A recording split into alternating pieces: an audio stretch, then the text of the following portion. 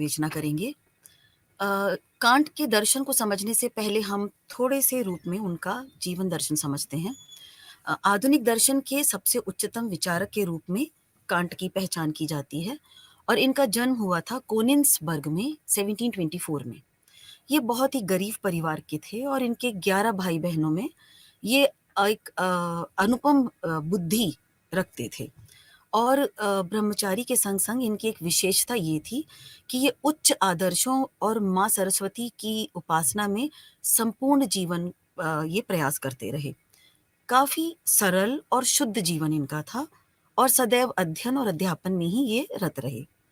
सबसे विशेष बात ये है इनके विषय में कि कोनिन्सबर्ग में ये वहीं पर पढ़े, वहीं जन्मे, वहीं अध्यापक बने और वहीं रेक्टर के पद पर इनको आसीत किया गया और उसके बाद वहीं इनकी मृत्यु हुई 80 वर्ष की उम्र में। ये कभी भी कोनिन्सबर्ग शहर से बाहर नहीं गए। इन्होंने अपना पूरा जीवन उसी ही क्षेत्र, उसी अपने शहर में ही बिताया। और एक विशेष बात इनकी ये है कि ये इतने ज़्यादा पंक्चुअल थे कि कहा जाता है कि इनके कार्य की शैली के आधार पर वहाँ के जो निवासी थे वो अपनी घड़ी मिलान करते थे। उनका ये कहना था कि घड़ी गलत हो सकती है लेकिन जिस आधार पर कांट महोदय कार्य कर रहे हैं वह समय सर्वथा उपयुक्त है। यदि 3:45 पर उनका घूमने का समय है तो इसका मतलब घड़ी यदि 4 बजा रही है तो सब अपनी घड़ी उनके अनुसार मिला लिया करते थे। ये इनकी बहुत विशेष एक बात है। साथ ही चूंकि ये पाइटिस्ट संप्रदाय के थे, ये एक शांति दूतक होते हैं, एक शांति सेना में इनके पिताजी थे और जो पाइटिस्ट होते हैं इनका जो विशेष कार्य रहता है ये रहता है कि ये उच्च नैतिक आदर्शों को बहुत ही कठोरता से पालन करवाते हैं और स्वयं भी करते हैं।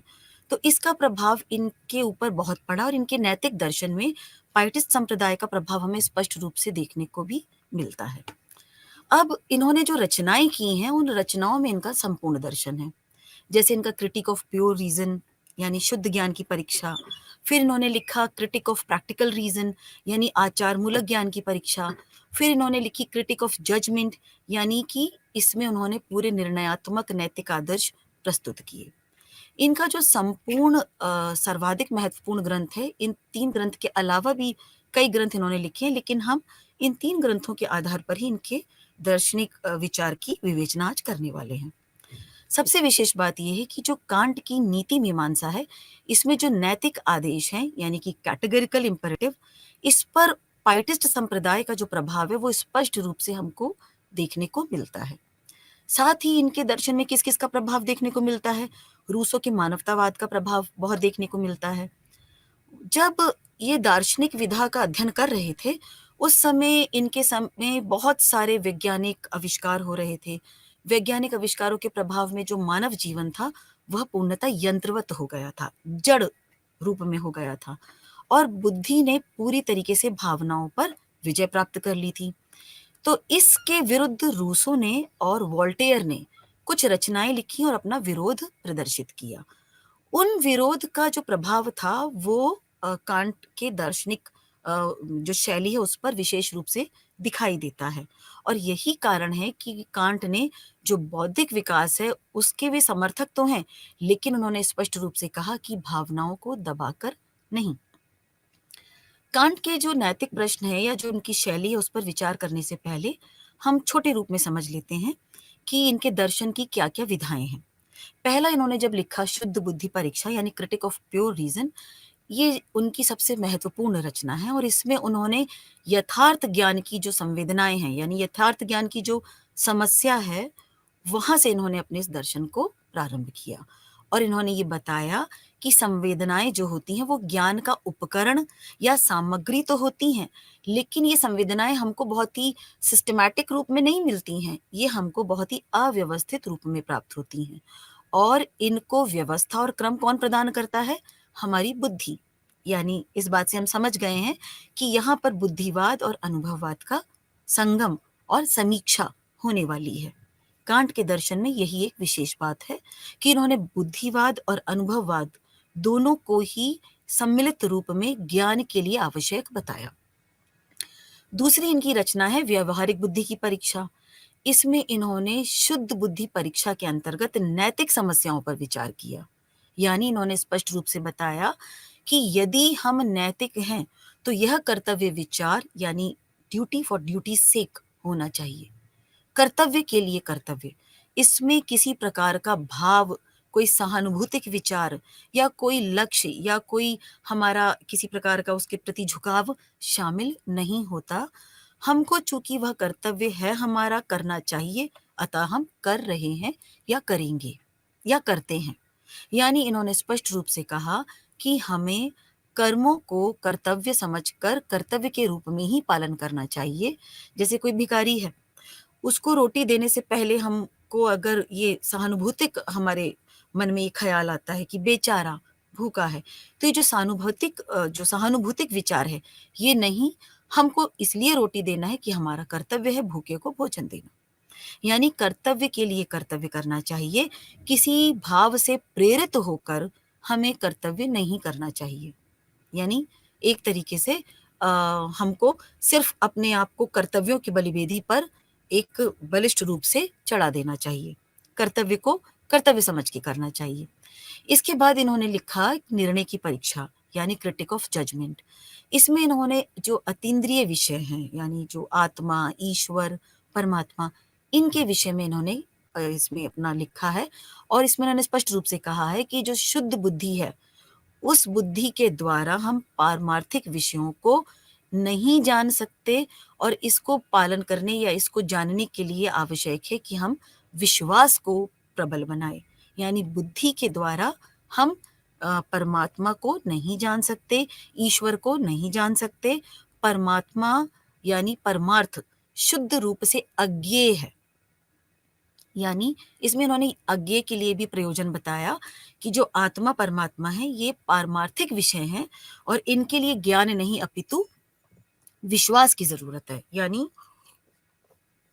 इसमें हमें तर्क-वितर्क नहीं करना चाहिए, इसमें स्पष्ट रूप से हमें विश्वास के द्वारा इन्हें मानना चाहिए और आगे बढ़ जाना चाहिए। इनकी जितनी भी रचनाएँ हैं या जितना भी इनका दार्शनिक विधान है, उसमें हम देखते हैं कि इस पर विज्ञान का प्रभाव भी बहुत पड़ा, क्योंकि ये वैज्ञानिक युग में जन्मे थे और न्यूटन जो थे वो बहुत ही बड़े वैज्ञानिक इनके समय में हुए। तो इन्होंने जो अपनी प्रसिद्ध पुस्तक लिखी है general natural history of the heavens, इसमें इन्होंने अन्य वैज्ञानिकों के साथ-साथ न्यूटन से अधिक प्रभावित रूप में दार्शनिक विधान की रचना की है। इन्होंने स्पष्ट रूप से न्यूटन का अनुगमन करके दार्शनिक क्षेत्र में भी निसंदेह सत्यों की प्राप्ति के लिए कोशिश की। इनका ये कहना था कि भौतिक भूगोल में जो इनकी अभिरुचि थी, उसके आधार पर ही दार्शनिक मान्यताओं को बनाना चाहिए। अब प्रश्न उठता है कि कांट के दर्शन में ये बुद्धिवाद और अनुभववाद का जो संगम होता है, उसके पीछे प्रमुख रूप से किसका प्रभाव पड़ा कि किसने इन्हें इस घोर निद्रा से जगाया? अपन पढ़ चुके हैं, बुद्धिवाद आप पढ़ चुके हैं, अनुभववाद भी आप पढ़ चुके हैं। अनुभववाद में अपन ने पढ़ा था जब, तो अपन ह्यूम तक पहुँचे थे और ह्यूम पर पहुँचने के बाद अपन ने क्या पाया था कि यदि ज्ञान के साधन या ज्ञान को अर्जित करने का माध्यम हम अनुभव को मान लेते हैं, तो स्पष्ट रूप से अनुभव हमें कहाँ खड़ा कर देगा? संदेह पर खड़ा कर देगा। यानी हम संदेहवादी बन जाएँगे, जहाँ पर हर ज्ञान कार्य-कारण प्रभाव पर ही अर्जित किया जा सकता है और कार्य-कारण देखने के लिए अनुभवकर्ता की आवश्यकता है और इसके लिए किसी भी ज्ञान को हम सार्वभौमिक नहीं मान सकते, किसी भी ज्ञान को हम अनिवार्य नहीं मान सकते। इस प्रकार हमको संदेहवाद तक हम खड़े हो जाते हैं। यहाँ पर कांट के जो दार्शनिक विचार थे, उसमें ह्यूम के इन विचारों से स्वयं कांट ने ये कहा है कि मुझे ह्यूम ने एक रूढ़िवादी निद्रा से जगा दिया। यानी Hume अवोक him from dogmatic slumber, जिसमें उन्होंने कार्य-कारण जो अनिवार्य संबंध था इसका खंडन किया और खंडन करके इसकी अनिवार्यता की आधारशिला इन्होंने जो ह्यूम ने रखी थी उसको इन्होंने परिवर्तित किया। इन्होंने स्पष्ट रूप से कहा कि जो दर्शन में सबसे बड़ी समस्या है, वह समस्या है ज्ञान अर्जित करने की, जिसको कि ह्यूम के संदेहवाद ने पूरी तरीके से हिला दिया है और अब आवश्यकता है कि हम दोनों ही तथ्यों, दार्शनिक विचारों का जो मंडन पक्ष है, उसको एकाकार कर एक ज्ञान की दिशाधारा निर्देशित करें। इसमें एक और विशेष बात हम देखते हैं कि उनके दर्शन में जो लाइबिनिट्स का प्रभाव है वो भी बहुत ज़्यादा है। यानी जो वुल्फवादी लाइबिनिट्स हैं उनका भी प्रभाव इनके दर्शन में हमें देखने को मिलता है। यहाँ हमने क्या सीखा कि कांट की प्रमुख रचनाएँ कौन-सी थी और उन पर किस-किस का प्रभाव पड़ा है। इनके जो दार्शनिक सिद्धांत हैं उनमें सबसे पहले हम अध्ययन करेंगे इनके ज्ञान विचार का। इनके ज्ञान विचार को समीक्षावादी दर्शन कहा जाता है। इन्होंने बुद्धिवाद और अनुभववाद इन दोनों का ही समीक्षा करके एक दार्शनिक विधान की परंपरा का निर्देशन किया है। इन्होंने स्पष्ट रूप से कहा कि दोनों ही एक दूसरे के विरोधी हैं, परंतु इन दोनों के मध्य एक समन्वय भी है। सबसे पहले उन्होंने एक बुद्धिवादी वैचारिक दृष्टिकोण से अपना दर्शन प्रस्तुत किया। उन्होंने कहा कि बुद्धिवाद पर यदि हम भरोसा करते हैं, तो इसका अंत कहाँ होगा? अंधविश्वास पर, डॉगमैटिज्म पर इसका अंत होगा। उन्होंने कहा कि यदि हम अनुभववाद का अनुसरण करते हैं, तो इसका अंत कहाँ होगा? संदेहवाद यानी स्केप्टिसिज्म पर इसका अंत होगा। अतः दोनों ही हमें दोषपूर्ण प्रतीत होते हैं और दोनों से ही हमें ज्ञान सही रूप से अर्जित नहीं होता। इनमें कुछ गुण भी हैं, बौद्धिवाद में भी गुण है, अनुभववाद में भी गुण है। कांट ने इन दोनों ही दिशाओं का और दशाओं का जो दोष है इन दोनों में उसका परिहार करके और दोनों ही के गुणों का संगम करके एक समीक्षावादी दृष्टिकोण प्रस्तुत किया है। इसके लिए उनके दर्शन को समीक्षावादी दर्शन भी कहा जाता है। कांट के ज्ञान सिद्धांत के दो पक्ष हैं, एक है खंडन पक्ष और एक है मंडन पक्ष। खंडन पक्ष में इन्होंने बुद्धिवाद और अनुभववाद दोनों के ही जो विषय दोष हैं उनका परिहार किया है, उनका खंडन किया है। और मंडन पक्ष में इन्होंने दोनों की ही विशेषताओं और मान्यताओं का समन्वय किया है और एक समीक्षावादी दृष्टिकोण का प्रतिपादन किया है। इनके अनुसार कि बुद्धिवादी जो हैं वो अनुभववादी की मान्यताओं को नहीं मानते। बुद्धिवाद का ये कहना है कि संपूर्ण ज्ञान जो आधुनिक युग था उसमें यही मान्यता थी कि जो संपूर्ण ज्ञान है उसकी जननी हमारी बुद्धि है और ज्ञान हमेशा एक सार्वभौमिक और अनिवार्य ज्ञान होता है। ऐसे सार्वभौमिक और अनिवार्य ज्ञान को हम क्या कह सकते हैं? गणित का ही ज्ञान, जिसमें 2 और 2 4 होता है। लेकिन हम क्या दार्शनिक ज्ञान को या सामान्य ज्ञान को या सामाजिक ज्ञान को या किसी भी प्रकार के ज्ञान को क्या हम यदि हम गणित को हटा दें, तो क्या सभी ज्ञान में किसी भी ज्ञान की संकल्पना को हम सार्वभौमिक या अनिवार्य साबित कर सकते हैं? नहीं। इसको उन्होंने आगे स्पष्ट किया है। उन्होंने कहा कि यदि 2 और 2 का योग 4 होता है, तो ये एक सार्वभौमिक और अनिवार्य ज्ञान है। संसार के सभी देश, सभी समय यानी इसमें इन्होंने काल शब्द का प्रयोग किया, देश और काल। सभी देश तथा काल में 2 और 2 का योग 4 ही होगा। इसका विरोधी वाक्य कभी भी सत्य नहीं हो सकता। इस प्रकार यह एक सार्वभौमिक और अनिवार्य ज्ञान है। लेकिन यहाँ पर बुद्धिवादी थोड़ा आगे बढ़कर क्या कहते हैं कि संपूर्ण ज्ञान जन्मजात होता है तथा अनुभव निरपेक्ष होता है, यानी इंडिपेंडेंट ऑफ एक्सपीरियंस। वो अनुभव की अपेक्षा नहीं करता। हमारी बुद्धि में सदैव नवीन ज्ञान उत्पन्न हो जाता है और वो नवीन ज्ञान कैसे उत्पन्न होता है? बुद्धिवादी दार्शनिकों का कहना है कि ये आत्मा में जन्म से ही विद्यमान रहता है और प्रत्ययों के रूप में ये बाहर निकलता है। इसीलिए जो बुद्धिवादी दार्शनिक हैं उन्होंने निगमनात्मक शैली को स्वीकार किया, यानी डिडक्टिव शैली को उन्होंने स्वीकार किया और इन्होंने कहा कि अरे सारे ज्ञान तो हमारी आत्मा में पहले से ही है, बुद्धि का बस इतना काम है कि जो आत्मा में अंतर्निहित ज्ञान है उसको अभिव्यक्त करना, उसको सिद्ध करना। जैसे मकड़ी होती है, मकड़ी अपने अंदर से जाला बुनती है, कहीं बाहर से सामग्री नहीं लेती। तो इनका कहना था कि आत्मा में पूर्णतः संपूर्ण ज्ञान अंतर्निहित रहता है और बुद्धि मात्र उस ज्ञान को अभिव्यक्त करती है। अब इसमें उन्होंने बुद्धिवादी दार्शनिकों ने 4 स्तर बताए थे। क्या-क्या बताया था? संवेदना, संकल्प, राग और बुद्धि, यानी सेंसेशन, वॉल्यूशन, अफेक्शन और रीजन। इन्होंने कहा था कि जो मानसिक जीवन है, मतलब बुद्धि का जो मानसिक जीवन है, वही अंतिम स्तर है। बुद्धि के द्वारा ही हम ज्ञान प्राप्त करते हैं। यथार्थ ज्ञान प्राप्त करने के जो 3 स्तर हैं, उनसे हम ज्ञान प्राप्त करते हैं।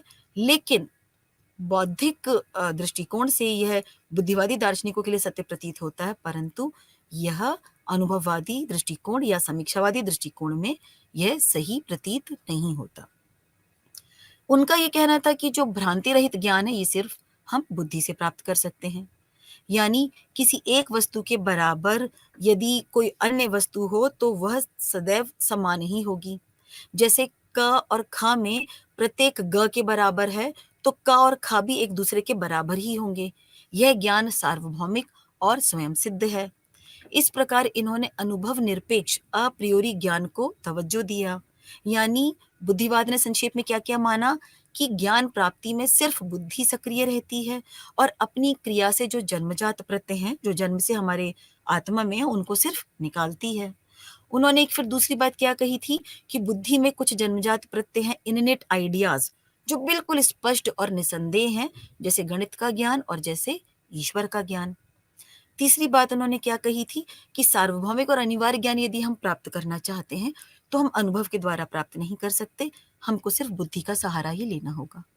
अब यहाँ पर अनुभववादियों ने क्या कहा, जो अनुभववादी थे उन्होंने क्या कहा कि नहीं, सिर्फ अनुभव सापेक्ष ज्ञान यानी अ पोस्टीरियरी ज्ञान ही सर्वाधिक उपयुक्त है। भले ही ये सार्वभौमिक नहीं है, भले ही ये अनिवार्य नहीं है, लेकिन यही हमारी ज्ञान की सामग्री हमें प्रदान करता है और इन्हीं के द्वारा हम ज्ञान प्राप्त करते हैं। क्या कहा था लॉक ने, अपन पढ़ चुके हैं कि जन्म के समय हमारा मन एक अंधकार में कमरे के समान रहता है, जिसमें सिर्फ 2 खिड़कियाँ हैं, एक संवेदना की खिड़की है और एक स्वसंवेदना की खिड़की है और इन्हीं वातायन से ज्ञान का प्रकाश आता है और अनुभव जो है वो इन दोनों के द्वारा जड़ जगत, ईश्वर आदि के ज्ञान को प्राप्त करने के लिए अपने आप को तैयार करता है। उनके अनुसार क्या था कि जिसका हमें प्रत्यक्ष नहीं होता, उसका अस्तित्व अस्तित्व भी नहीं होता। इस प्रकार हम देखते हैं कि दोनों ही अतिरेक की दिशा को निर्धारित करते हैं। दोनों में ही अतिरेक है। वहाँ उन्होंने अनुभव को शून्य किया, यहाँ इन्होंने बौद्धिक समीक्षा को शून्य किया। अब कांट ने दोनों ही बातों के विषय में क्या कहा कि बुद्धिवाद और अनुभववाद दोनों ही आलोचना के कारण हैं, क्योंकि दोनों ही अतिरेकवादी सिद्धांत को ही अपना परम लक्ष्य मानते हैं। कांट के अनुसार क्या था कि बुद्धिवाद तो हमको अंधविश्वास पर ले जाती है और अनुभववाद हमको संदेहवाद पर ले जाता है, तो दोनों तो वन साइडेड हो गए। एक हमको सिर्फ गणित का ज्ञान देता है, लेकिन जो दूसरा है वो हमें संदेहवादी बना देता है। यानी दोनों को ही मिलाकर ज्ञान की प्राप्ति की जा सकती है। तो कांट ने क्या कहा कि दोनों ही अंशतः सत्य हैं, पूर्णतः सत्य नहीं है, और दोनों ही अंशतः असत्य हैं, पूर्णतः असत्य भी नहीं है। उन्होंने कहा कि अनिवार्य और सार्वभौमिक ज्ञान की प्राप्ति हमको अनुभव से हो सकती है। यानी ज्ञान का ये जो अंश है, ये जन्मजात स्वीकार करना होगा और यही ज्ञान का स्वरूप, फॉर्म है। कांट के अनुसार अनिवार्य और सार्वभौमिक ज्ञान ही यथार्थ ज्ञान हो सकते हैं। उनके अनुसार उन्होंने कहा कि हाँ, गणित शास्त्र में अनिवार्य और सार्वभौमिक ज्ञान की प्राप्ति होती है। अतः हम ये कह सकते हैं कि जो गणित का ज्ञान है या जो गणित शास्त्र है, ये एक आदर्श शास्त्र है, परंतु गणित के सिद्धांत भी अनुभव की अपेक्षा रखते हैं। जो बुद्धिवादी दार्शनिकों के अनुसार दार्शनिक विवादों के अंत का जो एकमात्र उपाय है, वो गणित के समान स्पष्ट और निसंदेह निगमन के द्वारा ही प्राप्त किया जा सकता है।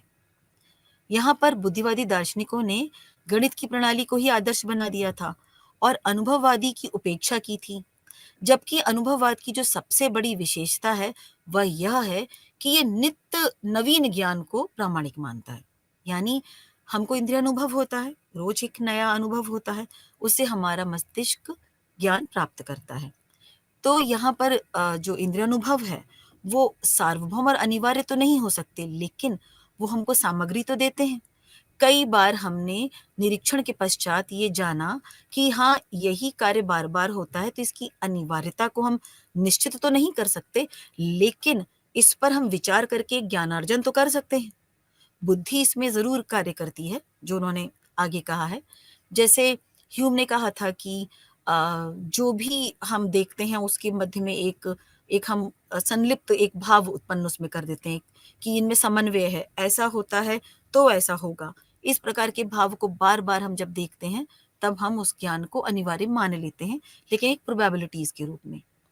और इन्होंने ये कहा कि कांट ने कहा कि जो संवेदनाएँ हैं, जो हम प्राप्त करते हैं अनुभव के द्वारा, वो बहुत ही असंबद्ध और विशृंखल होती हैं, यानी वो बहुत ही सिस्टमैटिक नहीं होती हैं। लेकिन जब हम उन अनुभव को प्राप्त करते हैं सामग्री के रूप में, तो बुद्धि जो कि वहाँ खड़ी होती है, वो उस ज्ञान को लेकर उससे अपना ज्ञानार्जन करती है, यानी उसमें पूरा उसका अपलाप करती है। बुद्धि के द्वारा ही ज्ञान जो अनुभव है वो हमको सामग्री दे देता है और बुद्धि उसको क्लैरिफाई करती है। इस प्रकार कांट ने दोनों ही मतों का गुण दोष जो था वो स्पष्ट किया।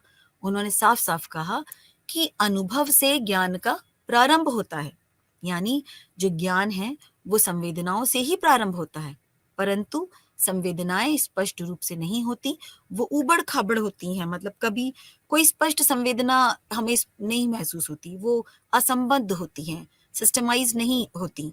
तो इन इंद्रिय संवेदनाओं को ज्ञान के आधार पर एक बुद्धि विकल्प होती है, यानी एक बुद्धि जो है वो विकल्प विकल्प के रूप में आती है और संवेदनाओं को बुद्धि विकल्प के सांचे में ढालकर हमको ज्ञान की प्राप्ति होती है। यानी बुद्धि में कुछ जन्मजात प्रत्यय होते हैं, ये कैटेगरीज होती हैं और बुद्धि इन विकल्पों के द्वारा ही जो भी अनसिस्टमैटिक जो मतलब सिस्टमाइज रूप में हमको संवेदनाएं प्राप्त नहीं हो रही हैं, उन रॉ मटेरियल को सुसंबद्ध बनाती है, सिस्टमैटिक बनाती है।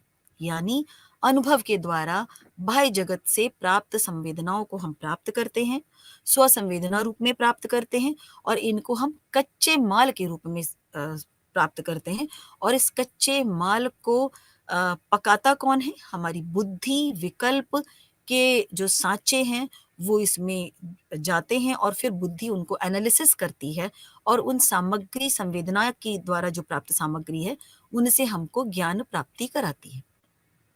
सिंपल सी बात है कि अनुभव के द्वारा हम सिर्फ ज्ञान की सामग्री को प्राप्त करते हैं और बुद्धि उनको एनालिसिस करती है और एक सिंक्रोनाइज्ड वे में हमको ज्ञान देती है।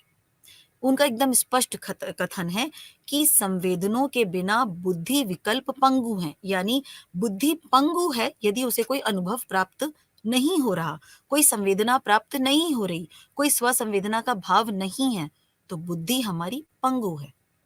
इसी प्रकार बुद्धि विकल्प भी अंधे हैं यदि उन्हें कोई संवेदना नहीं मिल रही, यानी बुद्धि विकल्पों के बिना इंद्रिय संवेदन अंधे हैं।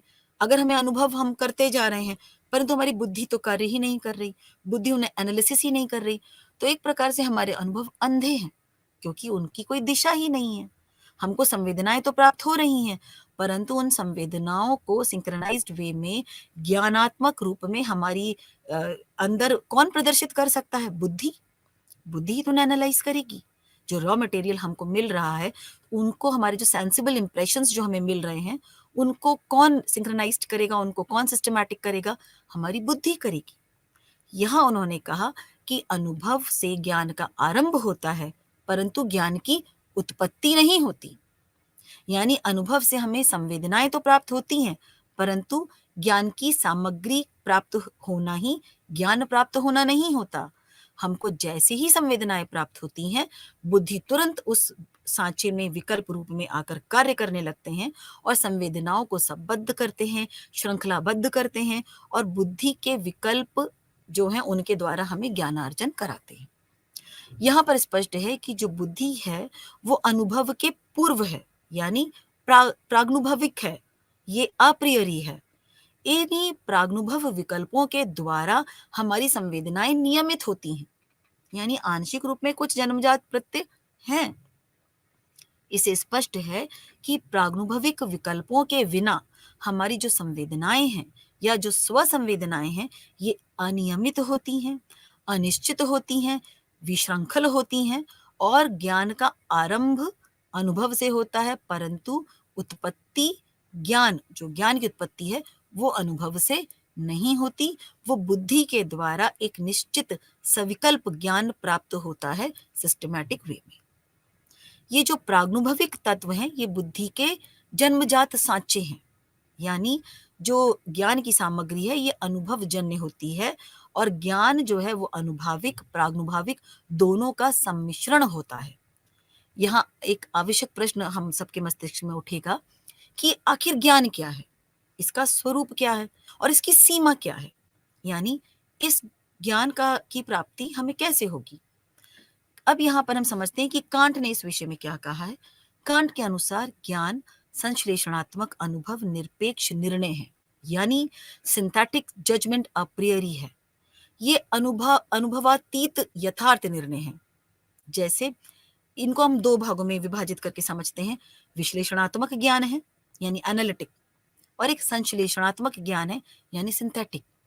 विश्लेषणात्मक ज्ञान क्या होता है? जिसमें कि कोई नई बात हमें पता नहीं चलती। जो हमारा विधेय है वो उद्देश्य के अंतर्गत जो निहित गुण है उन्हें ही स्पष्ट करता है। जैसे हम कहें कि पत्थर कठोर है, तो हम जानते हैं कि पत्थर कठोरता दोनों, जैसे बर्फ ठंडी है, हम जानते हैं, अग्नि गर्म है, जानते हैं। तो यहाँ कोई हमें नवीन जानकारी प्राप्त नहीं हो रही। तो जहाँ पर हमारा जो ज्ञान होता है वो सिर्फ विधेय कोई नई जानकारी नहीं बताता, तब हमको वो विश्लेषणात्मक ज्ञान के अंतर्गत प्राप्त होता है। इसके विपरीत संश्लेषणात्मक ज्ञान क्या होता है? जो हमें कुछ नई नवीन बात बताता है। जैसे सफेद शिला से अमुक व्यक्ति की मूर्ति बनाई जाएगी, यानी एक शिला वही है परंतु हमें एक नवीन ज्ञान प्राप्त हो रहा। तो ये कैसा निर्णय हुआ? ये संश्लेषणात्मक निर्णय हुआ, क्योंकि ये हमें एक नवीन ज्ञान देता है। यदि जैसे हम ये बोलें कि मानव, तो मानव के कुछ भाव हमारे मस्तिष्क में आएंगे कि मानव यानी कि मनुष्य कैसा होता है ना? तो जो भाव हमारे मस्तिष्क में आएंगे वो विश्लेषणात्मक ज्ञान है, उसमें कुछ नवीन बात नहीं है। लेकिन अब हमने यदि कहा कि आदि मानव वह होता है जो कि इस प्रकार के कृत्य करता है, तो हमने एक नया ज्ञान हमने प्राप्त किया। इस प्रकार जब हम देखते हैं कि नवीन ज्ञान की प्राप्ति हो रही है तो वो संश्लेषणात्मक ज्ञान के अंतर्गत आता है। लेकिन जब हम देखते हैं कि ज्ञान हमको जो हमारे जो विधेय हैं और जो उद्देश्य है उसके मध्य साम्यता है, तब हमें विश्लेषणात्मक ज्ञान की प्राप्ति होती है। अब इस निर्णय को जो वर्गीकृत किया जाता है उसके अनुसार भी दो बातें यहाँ पर हमें ध्यान देनी चाहिए। पहला अनुभव निरपेक्ष और दूसरा अनुभव सापेक्ष। अब अनुभव निरपेक्ष को हम क्या कहते हैं? अप्रियोरी।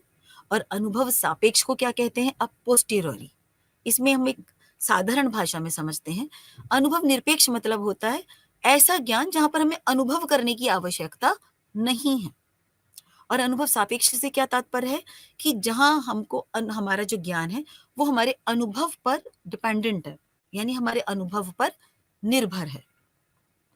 अनुभव निरपेक्ष निर्णय वह होते हैं जिनकी सत्यता हमारे अनुभव पर आधारित नहीं होती, यानी हम अनुभव के बिना भी जान सकते हैं कि यह सत्य होगा। जैसे हम ये कहते हैं कि प्रत्येक कारण का कोई ना कोई कारण होता है, यानी every event has a cause. तो ये बात सत्य है, ये कार्य कारण नियम है। इसको हम अनुभव के बिना भी सत्य स्वीकार करते हैं। नियम को, जो नियम है उसको हम सत्य स्वीकार करते हैं कि अगर कोई कार्य उत्पन्न हो रहा है तो इसके पीछे कोई कारण होगा। इस बात को जानने के लिए हमें अनुभव सापेक्षता की आवश्यकता नहीं है।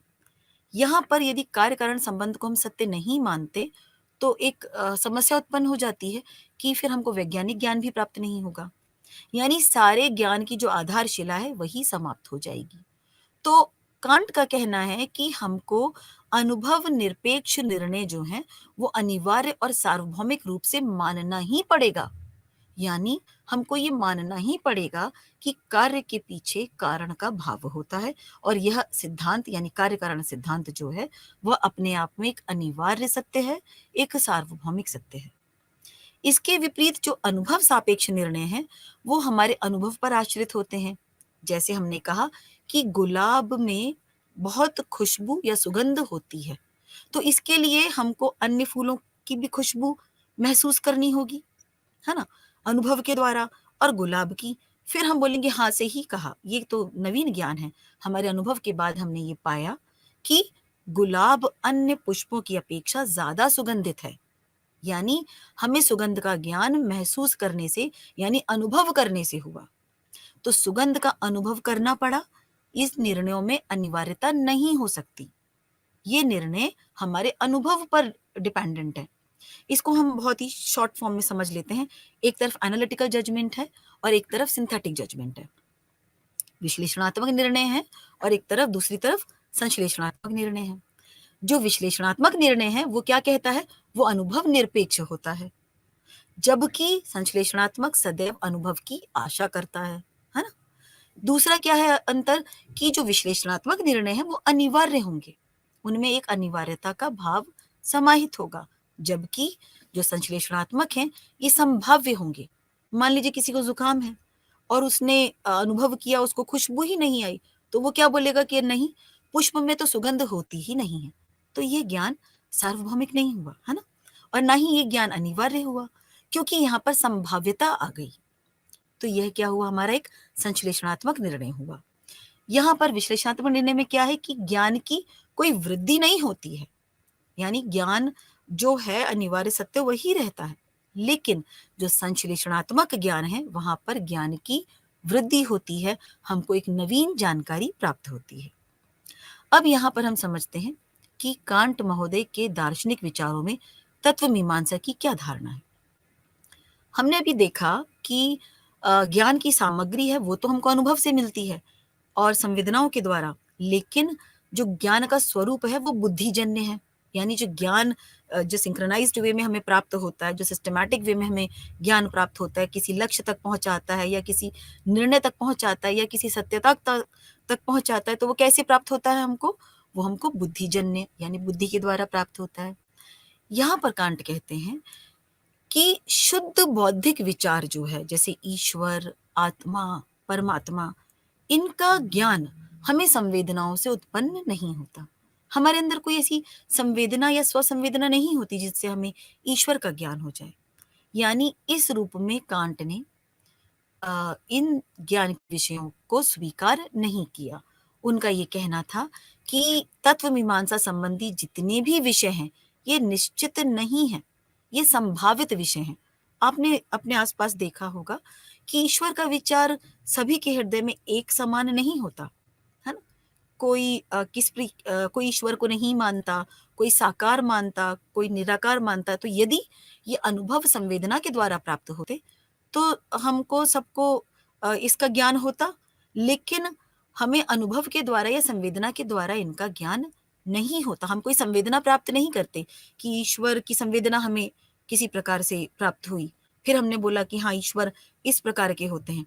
ये अतीन्द्रिय विषय हैं, यानी ये एक व्यवहारिक विषयों जैसे ये निश्चित ज्ञान नहीं हमको पहुंचाते, किसी निश्चित ज्ञान तक हमें नहीं पहुंचाते। ये अतीन्द्रिय विषय हैं, जहां पर बुद्धि भी नहीं समर्थ हो पाती। यहाँ समर्थ कौन हो पाता है? विश्वास। हमारी संवेदना ही उसको प्राप्त नहीं कर रही, तो यहाँ पर हमें ज्ञान कैसे प्राप्त होता है? हमको विश्वास करना पड़ता है। यहाँ उन्होंने बुद्धि और अनुभव को इतर करते हुए विश्वास को प्रबल किया, यानी फेथ। यहाँ हम शीघ्रता से समझ लेते हैं कि कांट के दर्शन में 3 प्रमुख उनकी रचनाएं थी। पहली थी क्रिटिक ऑफ प्योर रीजन यानी शुद्ध बुद्धि परीक्षा। दूसरा उनका क्या था? क्रिटिक ऑफ प्रैक्टिकल रीजन यानी व्यवहारिक बुद्धि परीक्षा। तीसरा उनका था क्रिटिक ऑफ जजमेंट यानी निर्णय की परीक्षा। इसमें उन्होंने शुद्ध बुद्धि परीक्षा को भी 2 भागों में विभाजित किया। एक संवेदन परीक्षा के अंतर्गत उन्होंने अपनी विवेचना स्पष्ट की और दूसरा उन्होंने बुद्धि परीक्षा यानी ट्रांसीडेंटल एस्थेटिक और ट्रांसीडेंटल लॉजिक। अब यहाँ पर उन्होंने ट्रांसीडेंटल लॉजिक यानी बुद्धि परीक्षा को भी 2 भागों में विभाजित करके स्पष्ट किया।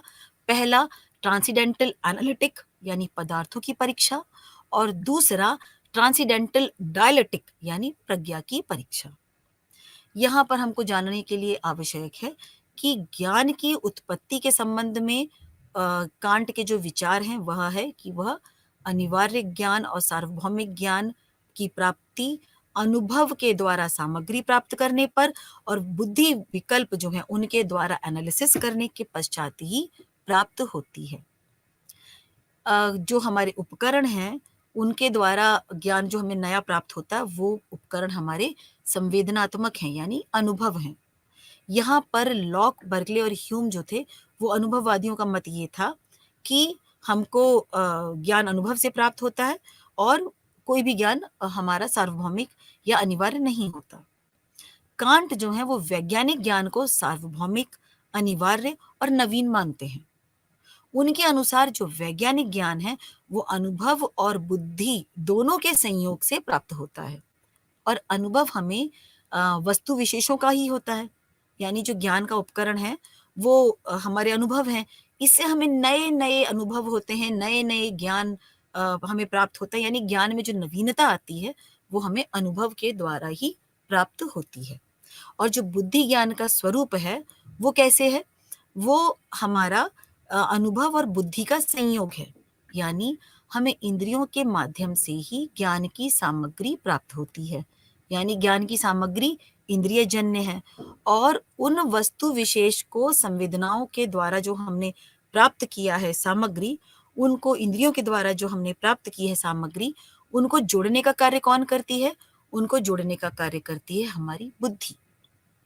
यानी बुद्धि विशेषों को जोड़ने का कार्य करती है। जो संवेदन परीक्षा में कांट ने क्या कहा कि इनकी जो प्रामाणिकता है उसका विचार हम कैसे करें? यानी ये संवेदनाएँ क्या हैं? और ये ज्ञान के उपकरण किस प्रकार बन जाते हैं? जो ये संवेदनाएँ हैं इनको हम प्रामाणिक ज्ञान अगर कहते हैं तो इसमें किन-किन तत्वों की हमें अपेक्षा करनी चाहिए? इन सभी प्रश्नों पर कांट ने अपने संवेदन परीक्षा में विचार किया है। उन्होंने स्पष्ट रूप से कहा कि जो संवेदनाएं हैं वो ज्ञान की सामग्री हैं और ये ज्ञान का उपकरण या कच्चा माल यानी कि रॉ मटेरियल है। और इन उपकरणों से हमें ज्ञान कैसे उत्पन्न होता है? जैसे हम इंद्रियों के माध्यम से रूप, रस, गंध, स्पर्श की संवेदनाएं प्राप्त करते हैं जो बाह्य वस्तुओं से हमें प्राप्त होती हैं।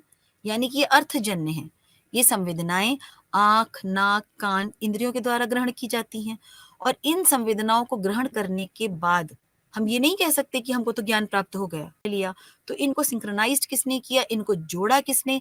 इनको बुद्धि विकल्पों के आधार पर ही किसने ज्ञान सामग्री के को एनालिसिस किया? बुद्धि ने किया। यानी मानसिक क्रिया के द्वारा व्यवस्थित किसने बनाया? बुद्धि ने बनाया। तो यहाँ हमको क्या मानना चाहिए कि जो अनुभव के द्वारा संवेदनाएँ होती हैं, ये अस्त-व्यस्त होती हैं, जो कि हमें ज्ञान की सामग्री तो प्रदान करती हैं, परंतु मानसिक क्रिया यानी बौद्धिक विकल्पों के द्वारा इन्हें व्यवस्थित बनाकर हमको ज्ञान प्राप्त होता है। इस प्रकार हमने जाना कि संवेदनाओं को ग्रहण करना अलग है और उन्हें व्यवस्थित बनाना बिल्कुल दूसरी बात है। हो सकता है कि हम सभी किसी एक ही वस्तु को देख रहे हों या एक ही वस्तु या एक ही अनुभव से गुजर रहे हों, परंतु हमारी बुद्धि उन्हें अलग-अलग तरीके से व्यवस्थित करके हमें ज्ञान प्रदर्शित करती है, यानी हमारे अंदर ज्ञान देती है। तो यहाँ संवेदन परीक्षा में कांट ने संवेदनाओं को ग्रहण करने या प्राप्त करने का माध्यम मत मात्र बताया है। यानी जो संवेदन शक्ति है, जो इंट्यूशन है, इसका जो प्रमुख जो विचार है, उसमें भी 2 बातें इम्पोर्टेंट हैं। पहली देश और दूसरी काल। हालाँकि उनके दर्शन में ये एक समस्या भी है देश और काल की समस्या। तो कांट के अनुसार क्या था कि कोई भी संवेदना देश और काल के माध्यम से ही मस्तिष्क तक पहुँचती है। ऐसी कोई भी संवेदना नहीं है जिसका देश और काल के बिना भी अस्तित्व हो।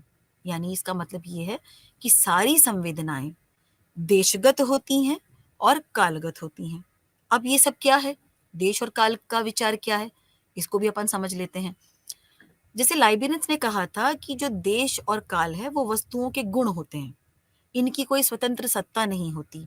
जैसे हम ऊपर और नीचे, समीप और पास, दाहिने और बाएँ आदि के आधार पर देश की सत्ता मान लेते हैं। देश यानी कि स्थान की सत्ता मान लेते हैं, है ना?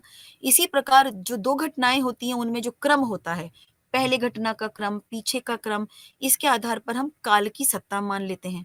तो लाइबनिज़ का क्या कहना था कि देश और काल तो ऊपर-नीचे रखी हुई वस्तुओं और पहले-पीछे वाली जो घटना होती है उसके गुण मात्र हैं। इनका कोई भी स्वतंत्र अस्तित्व नहीं होता। लेकिन कांट ने कहा कि नहीं, यह तो धारणा बिल्कुल गलत है। इन्होंने कहा कि जो दार्शनिक थे उनके न्यूटन जो कि एक वैज्ञानिक भी थे, उनसे ये बहुत प्रभावित थे।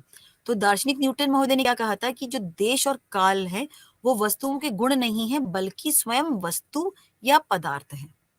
यानी देश काल में जो सभी वस्तुएं हैं वो अवस्थित हैं, यानी उसमें स्थित हैं, और देश काल वस्तु के बिना भी रह सकते हैं, यानी जो समय और स्थान है। तो कांट ने कहा कि यदि देश और काल पहले से नहीं होते तो ऊपर और नीचे या फिर क्रम जो है वो निरर्थक हो जाते। इससे यह सिद्ध होता है कि समीप होना, दूर होना, पूर्व और अपर होना, ये जो धारणाएं हैं वो देश और काल के कारण ही संभव है।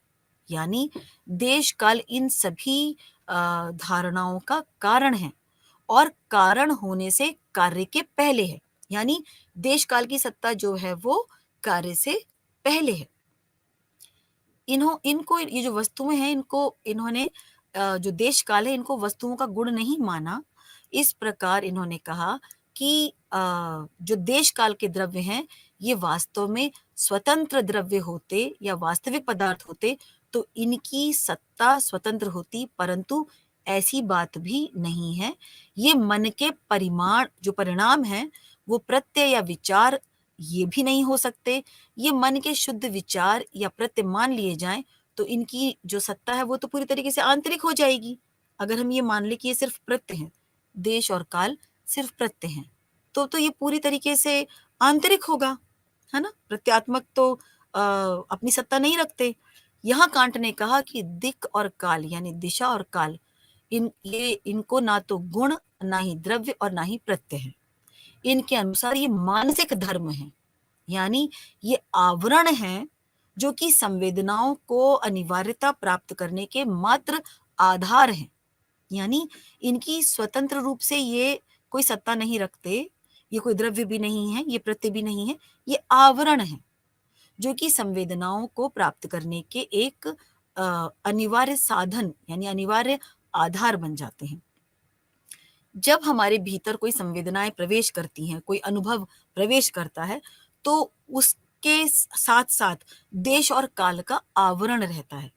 यानी जब हम किसी स्वरूप के बारे में कुछ नहीं जानते, तब हम क्या करते हैं कि वस्तु को देश और काल के रंग में इन आवश्यक आवरणों से आवृत मानते हुए प्राप्त करते हैं। यानी आसान भाषा में समझते हैं कि जो संवेदन है वो हमने जैसे यहाँ बैठे बैठे सोचा किसी पूर्व अनुभव के बारे में, तो उसमें समय और काल, दिशा ये समाहित होगी, तभी तो हमें संवेदनाएं प्राप्त होंगी।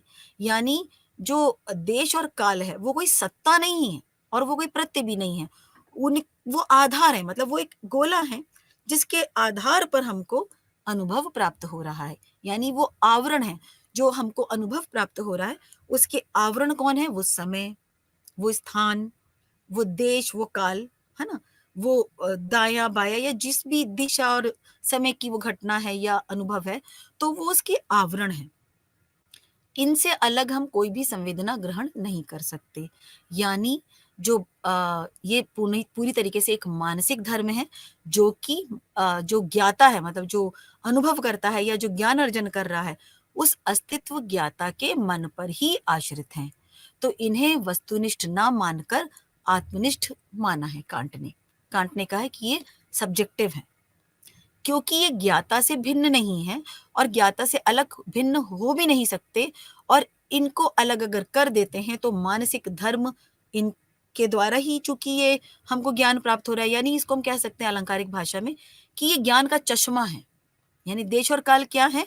आधार, यानी हम समझ लेते हैं कि ये चश्मा है जिनके सहारे जो व्यक्ति है वो बाहर की चीजों को देखता है, उनका अवलोकन करता है, उनसे संवेदनाएं प्राप्त करता है और उसके बाद वो मस्तिष्क मानसिक प्रक्रिया के द्वारा ज्ञानार्जन करता है। यानी देश और काल जो है वो मन के अनिवार्य धर्म है, मानसिक धर्म है जो कि आत्मनिष्ठ है। देश और काल संवेदनाओं के ये आवश्यक आवरण हैं और इनके स्वरूप को बतलाने के बाद कांट ने इनकी तात्विक व्याख्या भी प्रस्तुत की है। इसमें उन्होंने ये क्या कहा कि देश और काल को अनुभव पूर्व ही मानना चाहिए और इन्हें प्रत्यक्षता भी हम सिद्ध करते हैं। देश और काल की जो तात्विक व्याख्या उसमें भी इन्होंने दो आधार लिए हैं। पहला इन्होंने लिया है कि जो देश काल है वो अनुभव पूर्व भी है, यानी अप्रियरी भी है। दूसरा उन्होंने ये कहा है कि जो देश काल है वह प्रत्यक्ष है, परसेप्शन होता है, लेकिन प्रत्यय नहीं है, यानी कॉन्सेप्ट नहीं है। देश काल प्रत्यक्ष है परंतु प्रत्यय नहीं है, परसेप्ट है परंतु कॉन्सेप्ट नहीं है। इन पर हम अगर विचार करते हैं, क्योंकि समय हमारे पास काफी कम है, तो हम शीघ्रता से विचार करते हैं कि हम यहाँ वहाँ दूर पास इस प्रकार की धारणाओं से एक स्थान का अनुमान करते हैं, यानी कोई स्थान किसके निकट है, किसके दूर है। इस निकट और दूर के द्वारा हम स्थान यानी देश की सत्ता का अनुमान लगाते हैं। अनुमान यानी उसके आधार पर हम ज्ञान प्राप्त करते हैं। इसी प्रकार निकट या दूरी के अनुभव पर हम देश के अनुमान के बाद उसमें एक कालानुक्रम स्थापित कर लेते हैं। ये पहले हुआ था, ये उसके बाद हुआ था, इसके बाद फिर ये हुआ था, यानी काल का भी हम अनुमान कर लेते हैं। जैसे अमुक घटना पहले घटी थी, उसके बाद फिर ये घटना घटी, फिर उसके बाद ये वाली घटना घटेगी। इस प्रकार हम काल का अनुमान लगा लेते हैं। हमारे पास आती हैं अनुभव बनकर, और उसके बाद बुद्धि विकल्प जो द्वार पर खड़े हुए हैं वो सामग्री प्राप्त करके उनसे ज्ञान बनाते हैं। इस प्रकार इन्होंने क्या कहा कि जो संवेदनाएं हैं वो बुद्धि के नियमों के अनुकूल होकर ही बुद्धि या ज्ञान का विषय बनती हैं। यानी बौद्धिक विषय या बुद्धि के जो विषय हैं वो कांट के अनुसार प्रत्यय हैं। यानी बुद्धि परीक्षा में कांट प्रत्ययों पर विचार करते हुए कहते हैं कि इन प्रत्ययों को संवेदन शक्ति के समान ही महत्वपूर्ण मानना चाहिए, क्योंकि जैसे संवेदन शक्ति है तब वही तो हमारी संवेदनाओं के प्रवेश द्वार हैं। जो संवेदन शक्ति है ये खड़े रहते हैं हमारे अनुभव बनकर, और संवेदनाओं को प्राप्त करके ये प्रवेश कराते हैं ज्ञान की सामग्री को। और इन संवेदन रश्मियों के द्वारा जो हमारे मन में भाव उत्पन्न होते हैं वो अनिवार्य और सार्वभौम कैसे बन जाते हैं, क्योंकि उन पर देश और काल का चश्मा जो आवरण है वो चढ़ जाता है। रहती ये अलग अलग हैं, लेकिन ये एक साथ जोड़ते हैं, और उसके बाद हम उस ज्ञान को किसी द्रव्य गुण कर्म किसी संज्ञा के आधार पर या कार्य कारण नियम के आधार पर हम प्राप्त करते हैं। और इसको कौन प्राप्त कराता है? बौद्धिक क्रिया। जो हमारी बौद्धिक क्रिया है वो इनको आपस में गूंथती है, जोड़ती है। यानी एक बहुत इजीएस्ट वे में हम अगर समझें तो ज्ञान जो अनुभव हमें प्राप्त हो रहा है वो हमें दो चश्मे हमारे हैं, देश और काल, उनके द्वारा प्राप्त हो रहा है। और उन ज्ञान संवेदनाओं को सामग्री के रूप में बुद्धि विकल्प प्रयोग करते हैं और हमको ज्ञान प्राप्त कराते हैं, एक सिंक्रोनाइज्ड वे में, एक सिस्टमैटिक वे में। यानी ये एक मानसिक प्रत्यय है। यहाँ पर हम देखते हैं कि जो संवेदनाएं हमें प्राप्त होंगी उनका बौद्धिक कार्य जो है वो तुरंत संवेदना प्राप्त होती है, उनका बौद्धिक कार्य शुरू हो जाता है ना। यहाँ पर अब हम आगे पढ़ते हैं कि जो बुद्धि परीक्षा है उसमें कांट ने जो प्रमुख रूप से विचार किया वो पदार्थ पर किया है और परामर्श पर किया है। यानी इन्होंने पूरी तरीके से ज्ञान को जो इंद्रिय संवेदन और बुद्धि विकल्प इन दोनों के संयोग के परिणाम के रूप में स्वीकार किया है। यहाँ पर इनके दर्शन को अज्ञेयवाद भी कहा जाता है। इसको हम आगे समझ लेते हैं शीघ्रता से। जो इंद्रिय संवेदना होती है वो हमारी ज्ञान की सामग्री है, ये हमने समझ लिया। अगर हमको संवेदनाएं प्राप्त नहीं होती, यानी हमको कोई सामग्री ही नहीं मिल रही, तो हमारे बुद्धि विकल्प क्या होंगे? निष्क्रिय हो जाएंगे। यहाँ हम एक छोटा सा उदाहरण समझ सकते हैं। जैसे कोई मशीन है, तो मशीन में कोई, जैसे हम गन्ने से जूस निकालना चाहते हैं, तो जब मशीन को गन्ना प्राप्त होगा, सामग्री प्राप्त होगी, तभी तो मशीन चलेगी, बुद्धि चलेगी और गन्ने का रस यानी ज्ञान प्राप्त होगा। इस प्रकार बिना सामग्री के जो हमारी मशीन है या जो बुद्धि विकल्प है निष्क्रिय है। वो जब सक्रिय, उनकी सक्रियता का कोई प्रश्न ही उत्पन्न नहीं होता। इस प्रकार अनुभव हमारे ज्ञान की सीमा है। उनकी उन संवेदनाओं के द्वारा हम ज्ञान प्राप्त करते हैं और हम इसके आधार पर अपनी बुद्धि विकल्पों की विवेचना, उनके एनालिटिकल बिहेवियर पर ज्ञान को अर्जन करते हैं। यहाँ पर इन्होंने कहा कि जिन विषयों का हमें अनुभव नहीं होता, कई ऐसे विषय हैं जिनका हमें अनुभव नहीं होता, तो क्या हमको ये मान लेना चाहिए कि वो नहीं होते? तो कांट का कहना है कि कई ऐसे विषय हैं जो हमारे ज्ञान के परे हैं, यानी जो अनुभवेतर विषय हैं, अननोइंगबल है, अज्ञेय हैं। इन विषयों को हम परमार्थ विषय कहते हैं। यहाँ पर एक प्रश्न उठता है कि परमार्थ अज्ञेय मान लेना चाहिए या परमार्थ को सत मानना चाहिए, या फिर कैसे हम बताएं कि पारमार्थिक सत्ता है या नहीं है? यहाँ पर कांट और ह्यूम में बहुत ज्यादा अंतर देखने को मिलता है। ह्यूम ने क्या कहा था कि परमार्थ नहीं है, और कांट ने क्या कहा है कि परमार्थ है, लेकिन हमें उनका ज्ञान नहीं है। दोनों बातों में बहुत अंतर है। ह्यूम ने क्या कहा था कि वो है ही नहीं, सत्ता ही नहीं। कांट ने कहा कि नहीं, परमार्थ है, परंतु हमें उनका ज्ञान नहीं है, यानी हमारे लिए परमार्थ अज्ञेय है। ये उनकी प्रमुख युक्ति है कि परमार्थ अज्ञेय है। इसका तात्पर्य है, चूंकि हमें परमार्थ की संवेदनाएं प्राप्त नहीं होती, अतः परमार्थ ज्ञान का विषय नहीं बन सकता। यानी परमार्थ ज्ञान है, वो हमारे ज्ञान का विषय या सामग्री नहीं बन सकता। तो यहाँ हम ये कहें कि परमार्थ है या नहीं है, इस प्रश्न का उत्तर देते हुए कांट कहते हैं कि पारमार्थिक विषयों की सत्ता अवश्य है, परंतु ये विषय हमारी ज्ञान की परिधि के परे हैं। इनको हम ज्ञान के द्वारा तो प्राप्त नहीं कर सकते, लेकिन ये हमारे विश्वास के विषय हैं, और विश्वास के विषय होने के कारण इन पर संदेह नहीं किया जा सकता।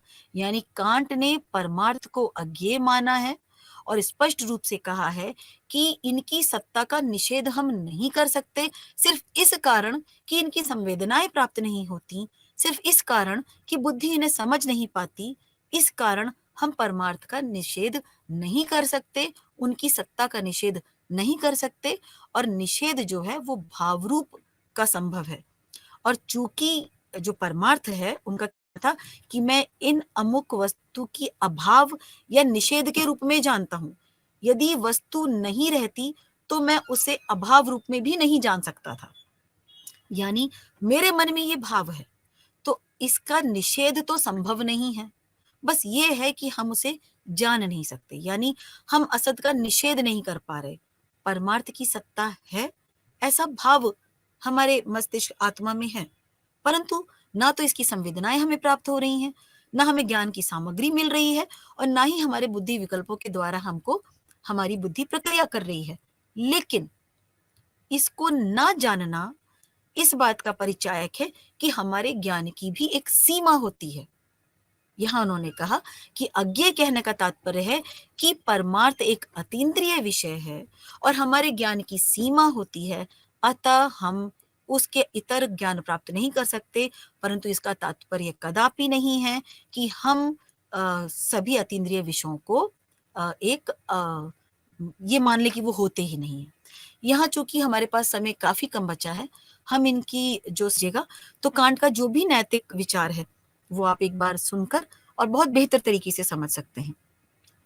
यहाँ पर स्पष्ट रूप से ये आवश्यक है बताना कि जो ज्ञान की परीक्षा, यानी जो इनका एक रचना है क्रिटिक ऑफ प्योर रीजन, इसमें इन्होंने बुद्धि के नियमों के बारे में उनकी परीक्षा की है, यानी उनका एनालिसिस किया है, और ये निष्कर्ष निकाला है कि हमको सिर्फ व्यवहार का ही ज्ञान हो सकता है, परमार्थ का ज्ञान एक सीमा पर ही अंत इसका होता है। हम संपूर्ण ज्ञान को प्राप्त नहीं कर सकते, हमारे मस्तिष्क की, हमारे ज्ञान की एक सीमा है।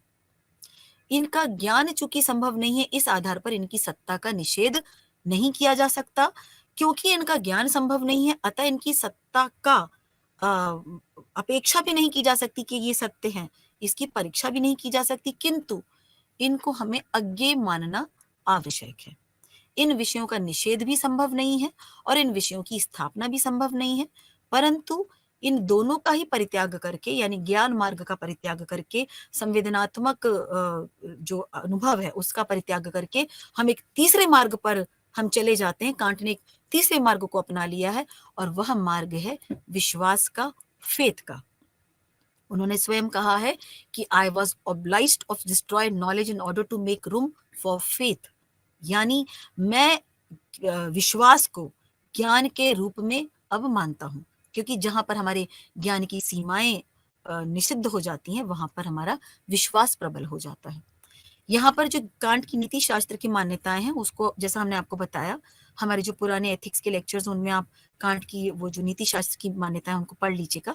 यहाँ अपन बहुत शॉर्ट फॉर्म में समझ लेते हैं कि उन्होंने नीति शास्त्र की मान्यताओं के अंतर्गत 3 बातें बताई थी कि कोई भी व्यक्ति अगर नीति शास्त्र या नैतिक सिद्धांतों का पालन करता है तो उसके लिए आवश्यक है आत्मा की स्वतंत्रता, है ना, आत्मा की अमरता और ईश्वर का अस्तित्व, ये आवश्यक है। और ड्यूटीज़ फॉर ड्यूटीज़ सेक उन्होंने कहा था। यहाँ पर हम उनके ज्ञान की समीक्षा करते हैं कि जो पहले ऐसे विचारक थे, जिन्होंने कि बुद्धिवाद और अनुभववाद दोनों का मिलन करके, समीक्षा करके हमें ज्ञान की दिशा-धारा हमारे समक्ष प्रस्तुत की और इन्होंने ज्ञान के स्रोत, स्वरूप और सीमा पर विचार किया और उसके बाद दोनों भी धारणाओं में एक समन्वय स्थापित करके समीक्षावादी दर्शन प्रस्तुत किया। इसमें इन्होंने यथार्थ और प्रतीत में भेद किया, जो तत्वमीमांसक विचार थे उनको अज्ञेय कहा और इन्होंने कहा कि वो हमारे बुद्धि से परे हैं, अतः वह विश्वास के इस परिधि में आते हैं, तो उनको एक अज्ञेय कहना सर्वथा उपयुक्त होगा, निषेध करना उपयुक्त नहीं होगा।